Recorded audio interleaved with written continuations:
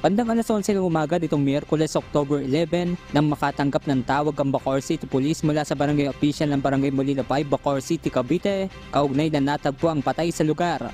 Pagdating ng mga otoridad sa incident site, natagpuan ang bangkay ng isang lalaki sa loob ng isang sports utility vehicle o SUV na nakapark sa tapat ng isang pribadong paaralan.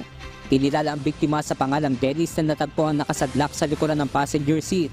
Ayon sa Bacoor City Police, nai-report sa barangay ang naturang sitwasyon matapos itong aksidenteng makita ng isang concerned citizen na maghahatid ng kanyang anak sa eskwelahan. Patuloy ang isinasagawang investigasyon ng mga otoridad sa posibleng dahilan ng ikinamatay na naturang lalaki o ang motibo at posibleng sangkot kung ito'y isang kaso ng pamamaslang. Diyos ang aming sandigan, serbisyo publiko ang aming pinahalagahan. Mula rito sa Cavite, Benedict Samson, Lubahataw.